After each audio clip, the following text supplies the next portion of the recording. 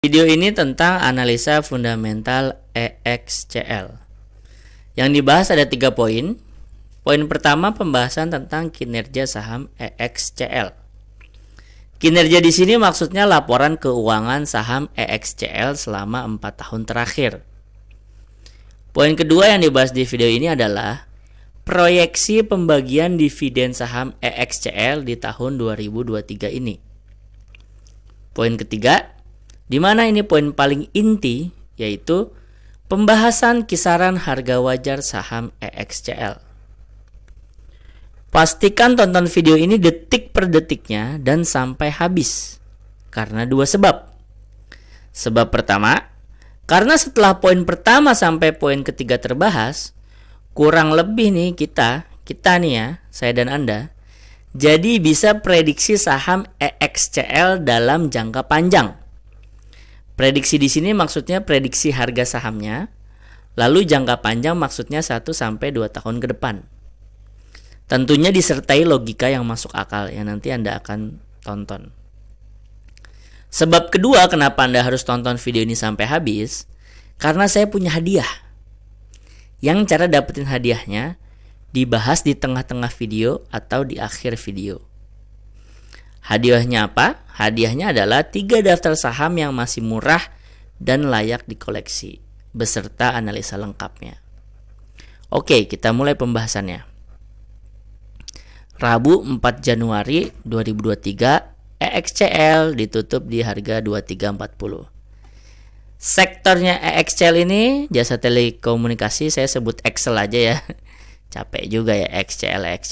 XL ya, kita tahu pulsa Excel. Jumlah saham yang beredar 10,7 M. Komposisi di masyarakat 38. 38 ini cukup bagus ya. Yang bagus tuh ada di 40-50%. Yang kurang bagus di bawah 10%. Yang kurang bagus dan mencurigakan kalau sampai di atas 70 atau 80%. Hutangnya di sini warna merah 294%, berarti ini melebihi 100%.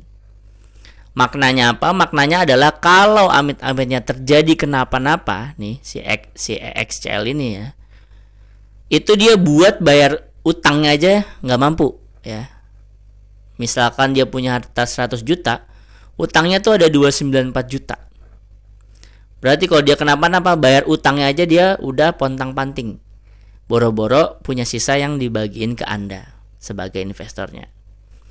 Itu dari segi resiko. Saya nggak bilang Excel bakal bangkrut terus nggak akan bagi-bagi sama sekali ke investornya, enggak. Saya cuma bilang jikalau terjadi, maka resikonya adalah EXCL nih kayaknya nggak bakalan ada bisa bagi-bagi. Orang dia bayar utangnya aja belum mampu gitu ya. Itu tadi dari sisi resiko. Kita masuk ke topik pertama, yaitu topik ekuitas ya. Kita lihat dulu nih sekelebat selama 4 tahun terakhir. 2019 ekuitasnya 18,8 T, 20 20,8 T, 21 19,8 T, 22 20,5 T ya.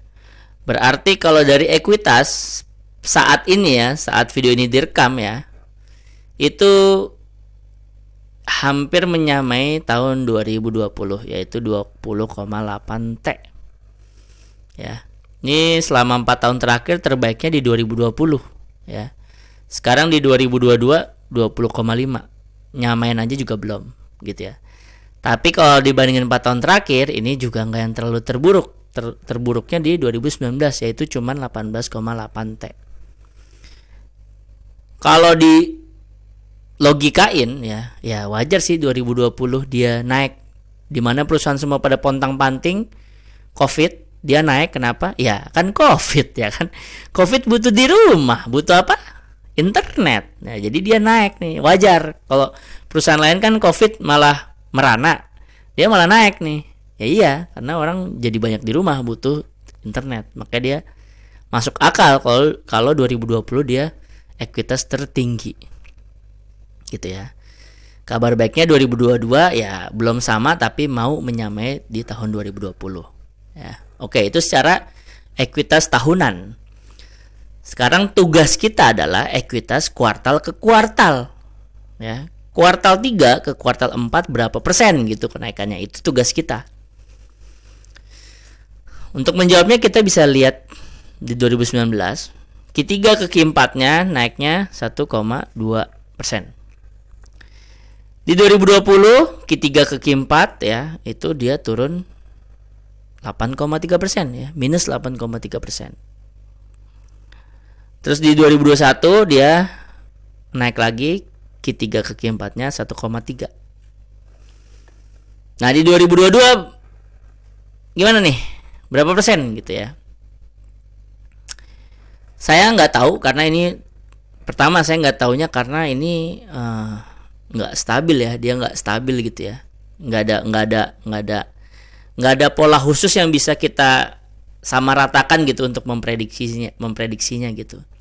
Kalau misalkan ada saham saya apa ya waktu itu, saham sebelumnya SPTO apa saham apa gitu, di sini dia 2 terus dia 2,1. Nah, pas lagi suruh nebak kan gampang ya, 2 lah, di sekitaran 2 gitu kan.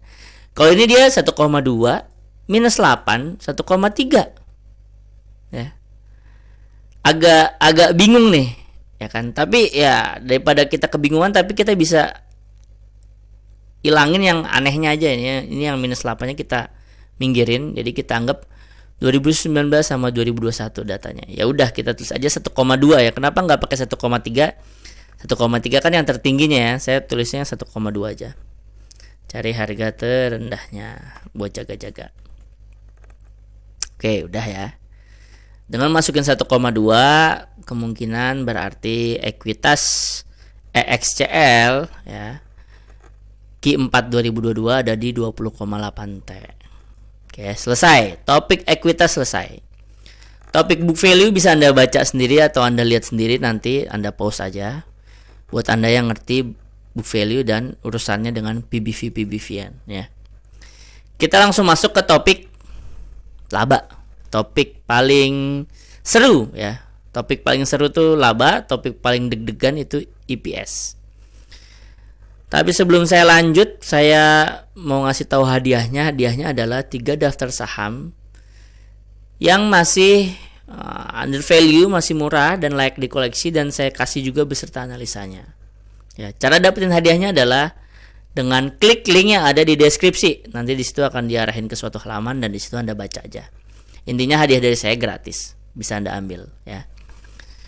Semoga Anda ambil hadiahnya nanti aja setelah nonton video ini sampai selesai. Sekarang kita lanjut ke topik laba. Laba kita lihat dulu secara tahun ke tahunnya ya. 2019 ke 2020 naik 316%. Nah, ini seperti yang tadi saya bilang ya, dimana perusahaan pada ngaco pas lagi 2020 lagi Covid. Dia mah mantap sendiri ya. Naik 316%. Ini bagusnya bagus banget gitu. Tapi kebagusan seperti ini ya bisa bertahan kalau Covid bertahan.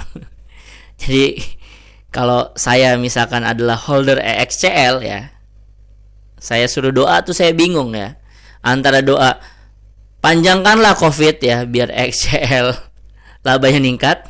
Tapi saya tahu kalau panjangkanlah Covid berarti makin panjang ya, namanya work from home gitu kan. Nggak enak kan work from home gitu. Jadi ini just kidding aja, just kidding yang beneran gitu. Maksudnya kalau saya megang EXCL saya bingung kalau harus doa gitu.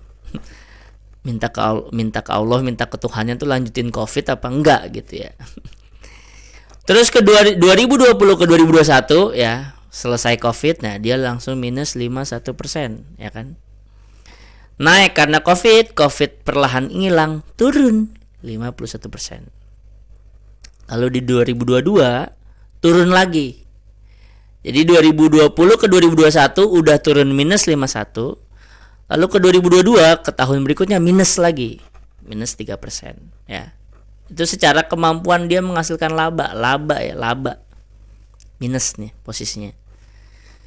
Jadi selama 4 tahun terakhir ya, selama 3 tahun terakhir sekarang adalah laba terkecil kedua ya. Laba terkecil pertama kan ini 2019 cuman 498 miliar. Di 2022 ini dia 981 miliar. Nggak paling rendah tapi kedua terendah. Paling bagus kan ini tahun 2020. Di mana saat itu pandemi gitu ya. Tapi itu kan per tahun. Tugas kita adalah sekarang menghitung kuartal ke kuartal ya.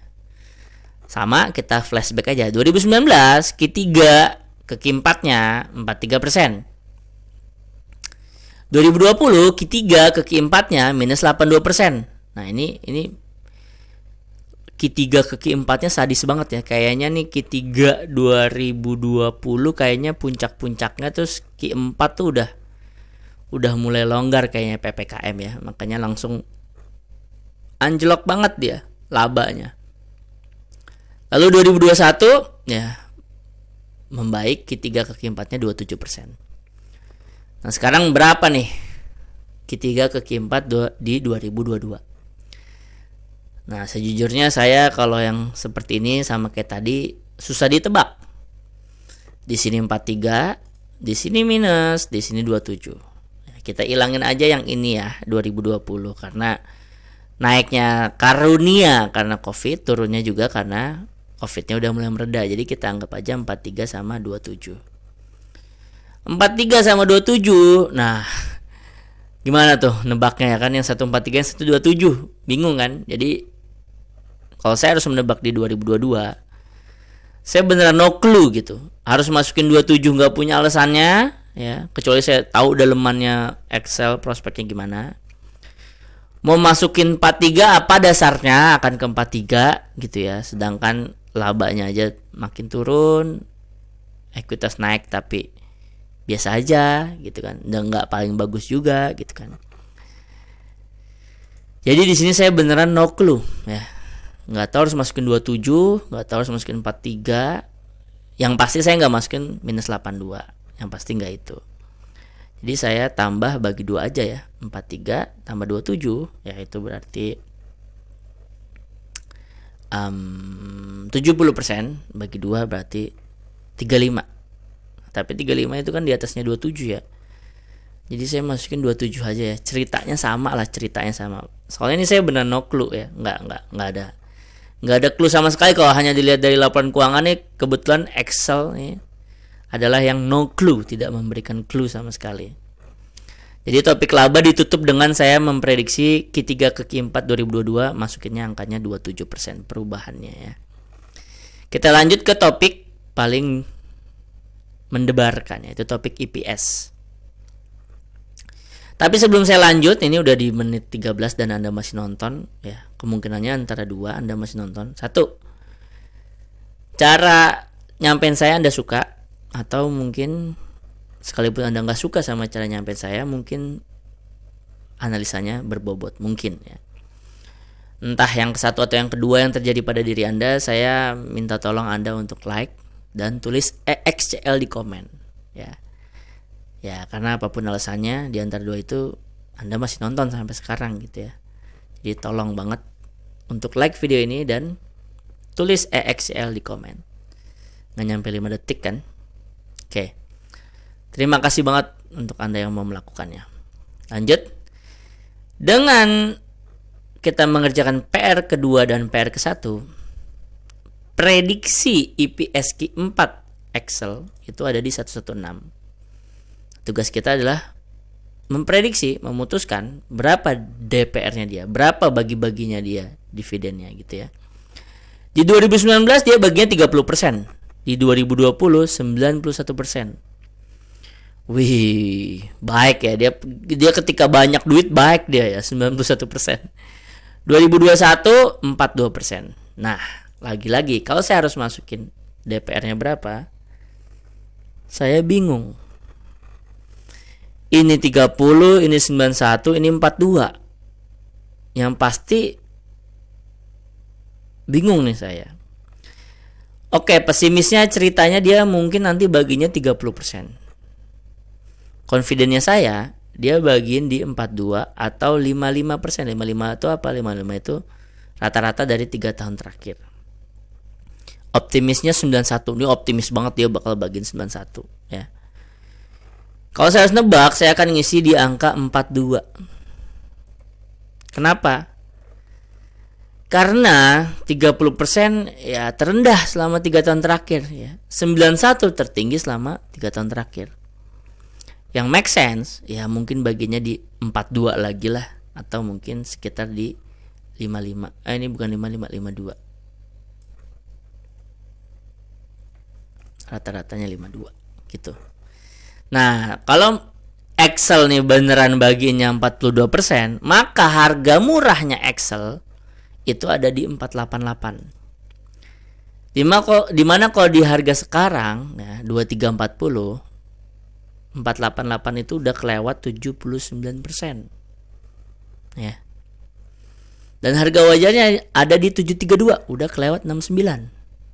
Harga mahalnya 900, udah kelewat minus 58. Ya.